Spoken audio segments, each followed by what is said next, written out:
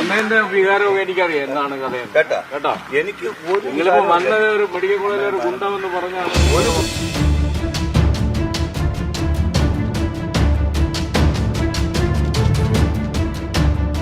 Polling ബൂത്തിന് മുന്നിൽ അതീവ നാടകീയ രംഗങ്ങളാണ് അരങ്ങേറിയിരിക്കുന്നത്. പോലീസിനെ ഇറക്കിക്കൊണ്ട് CPM അവർക്കെതിരെ മത്സരിക്കുന്ന സ്ഥാനാർത്ഥികൾക്കെതിരെ ചില നീക്കങ്ങൾ നടത്തിയിരിക്കുകയാണ്. തിരുവനന്തപുരം ഉള്ളൂരിലാണ് സംഭവം. ഈ വാർഡിലെ CPM വിമത സ്ഥാനാർത്ഥിയായി മത്സരിക്കുന്ന K. ശ്രീകണ്ഠൻ പോളിംഗിന് ബൂത്തിലേക്ക് വന്നപ്പോഴാണ് പോലീസുമായി വാക്തർക്കമുണ്ടായത്. ആ വീഡിയോ ഇപ്പോൾ സോഷ്യൽ മീഡിയയിൽ വൈറലാണ്. CPM ഇറക്കിയ ഗുണ്ടകൾക്ക് വേണ്ടിയല്ലേ ഇപ്പോൾ താനുമായി ഇത്തരത്തിൽ തർക്കത്തിന് വന്നിരിക്കുന്നത് എന്ന് ശ്രീകണ്ഠൻ ചോദിക്കുന്ന രംഗങ്ങളും ആ വീഡിയോയിൽ കാണാനാകും. എന്നാൽ ഇവിടെയുള്ള ഒരു പ്രത്യേകത, ശ്രീകണ്ഠൻ CPM അംഗവും ദേശാഭിമാനി പത്രത്തിന്റെ തിരുവനന്തപുരം ബ്യൂറോ ചീഫുമായിരുന്നു. CPM സ്ഥാനാർത്ഥിയായി മത്സരിക്കാൻ തയ്യാറായിരുന്ന ശ്രീകണ്ഠനെ CPM പാർട്ടിക്കുള്ളിലെ ചില നേതാക്കളുടെ രാഷ്ട്രീയ കളി മൂലം സ്വതന്ത്രനായി മത്സരിക്കേണ്ടി വരികയായിരുന്നു. അതുകൊണ്ട് തന്നെ പാർട്ടിയിൽ നിന്ന് ഇതുവരെ താൻ പുറത്തു പോയിട്ടില്ല. എന്നാൽ ചില നേതാക്കൾക്കെതിരെയാണ് തന്റെ മത്സരമെന്നും ശ്രീകണ്ഠൻ പറഞ്ഞിരുന്നു. ഇക്കാരണങ്ങളെല്ലാം കൊണ്ടും വിമത സ്ഥാനാർത്ഥിയല്ല, പകരം സ്വതന്ത്ര സ്ഥാനാർത്ഥിയാണ് എന്ന രീതിയിലാണ് ശ്രീകണ്ഠൻ ഇപ്പോൾ തുടരുന്നത്.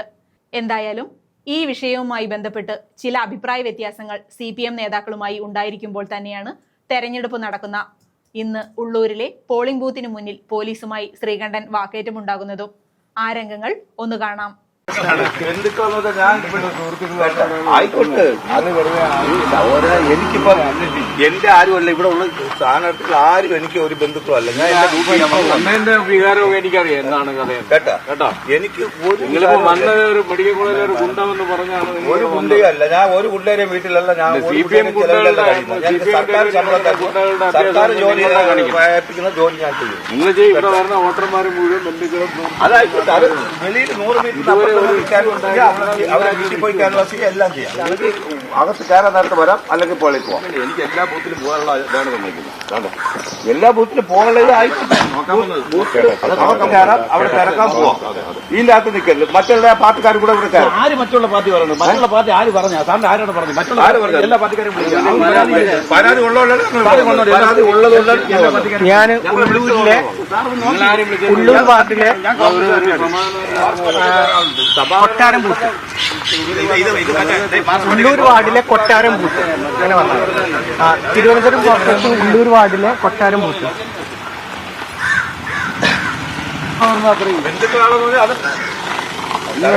ഇവിടെ കോൺഗ്രസ് സ്ഥാനാർത്ഥിയായ ഒരു ആൾ ഇവിടെ വന്ന് ആൾക്കാരോട് സംസാരിച്ചിരുന്നു. അത്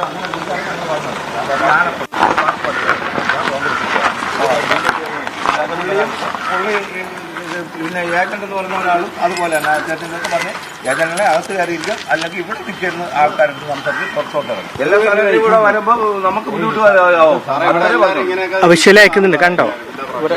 ശ്രീകണ്ഠനുണ്ടല്ലോ, ബന്ധുക്കളെന്നൊക്കെ ഞാൻ ആയിക്കോട്ടെ.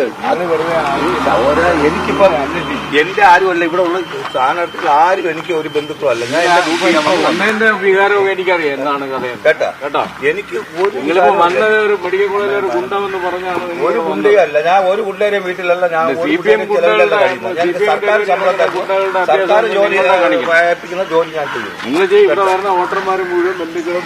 അതായിക്കോട്ടെ, അത് വെളിയിൽ 100 മീറ്റർ അവരെ വീട്ടിൽ പോയി ക്യാൻവാസ് ചെയ്യുക, എല്ലാം ചെയ്യാം. ക്യാൻവാസ് പാടില്ലെന്ന് പറഞ്ഞോളൂ. ബൂത്തിനകത്ത് അതെ, ശ്രീകണ്ഠൻ അവിടെ നിൽക്കാൻ പാടില്ല എന്ന് പറയുന്നു. ഇങ്ങോട്ട് വന്ന സ്ഥാനാർത്ഥിയായിട്ട് വിമത സ്ഥാനാർത്ഥിയില്ലേ LDFന്റെ എല്ലാ സ്ഥാനാർത്ഥിയും കൂടെ ഇതുപോലെ ഇതിന്റെ അകത്തൊന്നും സംസാരിച്ചുള്ള അവസ്ഥ വരട്ടെ എന്ന് പറഞ്ഞാൽ നമുക്ക് അതിന് അനുവാദമില്ല. മോളിൽ നിന്നുള്ള നിർദ്ദേശമാണ്. നമ്മൾ ജില്ലാ കളക്ടർ നിങ്ങളെ നിർദ്ദേശം അനുസരിച്ചല്ല ജോലി ചെയ്ത്, ജില്ലാ കളക്ടറുടെ നിർദ്ദേശം അനുസരിച്ചാണ് ഞങ്ങൾ ജോലി. ജില്ലാ കളക്ടറെ മറ്റേ സംസ്ഥാന കമ്മിറ്റി ഞാൻ തർക്കിക്കാനല്ല, ഇദ്ദേഹമാണ് തർക്കിക്കാൻ നിൽക്കുന്നത്. കാര്യം രാവിലെ ഒരേ ഇവിടെ നിന്ന് സംസാരിക്കണം. മറ്റുള്ള സ്ഥാനാർത്ഥികൾ ഇതുപോലെ വന്ന് ക്യാൻവാസ് ചെയ്ത ഉള്ള അവസ്ഥ ആലോചിച്ച് ഓരോ ബൂത്തിന്റെ അകത്ത് നിന്ന് മറ്റുള്ളവരെ കൂടുതൽ സംസാരിക്കുന്നത് ക്യാൻവാസിംഗ് ആണ്. അതുകൊണ്ടാണ് പറയുന്ന സ്ഥാനാർത്ഥിയിലോട്ട് മറ്റുള്ളവർ നിൽക്കാൻ പറ്റില്ലെന്ന് പറഞ്ഞത്. നേരത്തെ ഇപ്പൊ പുള്ളി എന്തോ പറഞ്ഞു, സ്ഥാനാർത്ഥിക്ക് ബൂത്ത് വിസിറ്റ് ചെയ്യാം. എന്ത് കുഴപ്പം?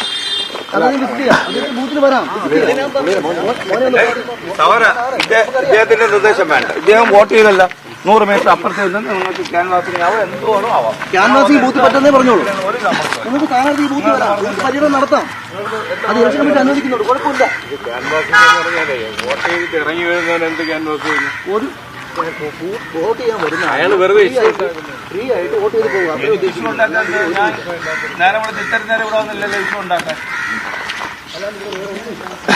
നിങ്ങൾക്ക് ബൂത്ത് വിസിറ്റ് ചെയ്യാൻ വരുന്ന ആൾക്കാരെ കാണാം. അത് 100 മീറ്ററിനപ്പുറത്ത് നമ്മൾ വരികയില്ല.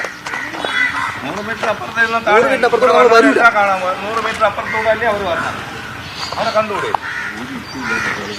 അതിന്റെ മാത്രം നിന്നാലേ കാണാൻ പറ്റുള്ളൂ.